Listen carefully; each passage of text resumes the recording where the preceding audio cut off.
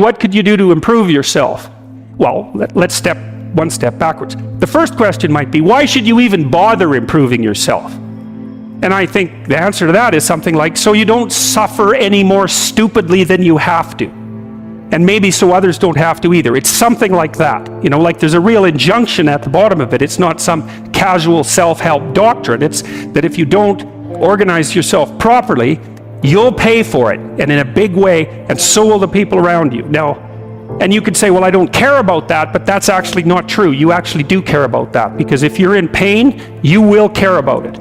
And so you do care about it, even if it's just that negative way, you know.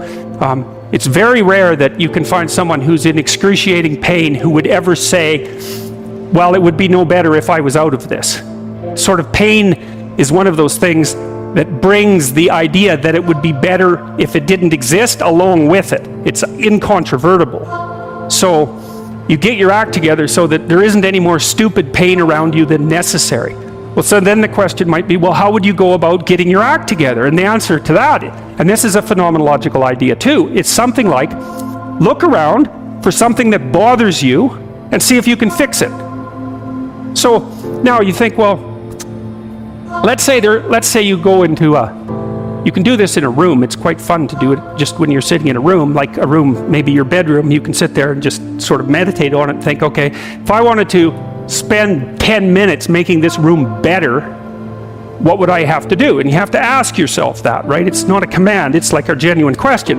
And things will pop out in the room that you know, there's a stack of papers over there that's kind of bugging you, and you know that maybe little order there would be a good thing, and you know, there's some rubbish behind your computer monitor that you haven't attended to for like 6 months, and the room would be slightly better if it was a little less dusty and the cables weren't all tangled up the same way. And like, if you allow yourself just to consider the expanse in which you exist at that moment, there'll be all sorts of things that'll pop out in it that you could just fix. And you know, I might say, well, if you were coming to see me for psychotherapy, the easiest thing for us to do first would just be to get you to organize your room. You think, well, is that psychotherapy?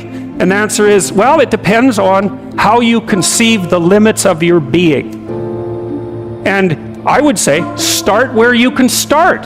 You know, if something announces itself to you, which is a strange way of thinking about it, as in need of repair, that you could repair, then hey, fix it. You fix 100 things like that, your life will be a lot different. Now, I often tell people too, fix the things you repeat every day, because people tend to think of those as trivial, right? You get up, you brush your teeth, you have your breakfast, you know, you have your routines that you go through every day. Well, those probably constitute 50% of your life. And people think, well, they're mundane, I don't need to pay attention to them. It's like, no, that's exactly wrong. The things you do every day, those are the most important things you do. Hands down. All you have to do is do the arithmetic.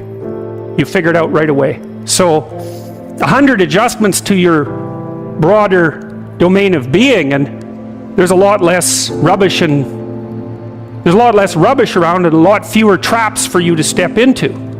And so that's in keeping with Jung's idea about erasing once you've got your mind and your emotions together, and once you're acting that out, then you can extend what you're willing to consider yourself and start fixing up the things that are part of your broader extent. Now, sometimes you don't know how to do that. So you might say, imagine you're walking down Bloor Street and there's this guy who's like alcoholic and schizophrenic and has been on the streets for 10 years. He sort of stumbles towards you and, you know, incoherently mutters something. That's a problem. And it would be good if you could fix it, but you haven't got a clue about how to fix that. You just walk around that and go find something that you could fix, because if you muck about in that, not only is it unlikely that you'll help that person, it's very likely that you'll get hurt yourself. So, you know, just because while you're experiencing things announce themselves as in need of repair, doesn't mean that it's you right then and there that should repair them. You have to have some humility. You know, you don't walk up to a helicopter that isn't working and just start tinkering away with it.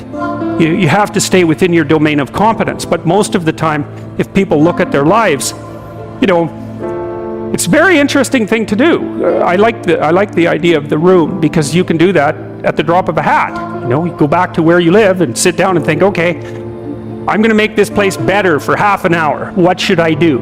And you have to ask. And things will just pop up like mad. And it's partly because your mind is a very strange thing. As soon as you give it a name, a genuine aim, it'll reconfigure the world in keeping with that aim. That's actually how you see to begin with.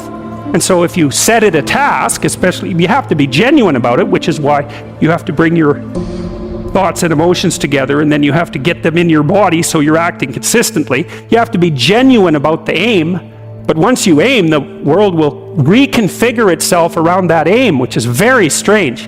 And it's technically true.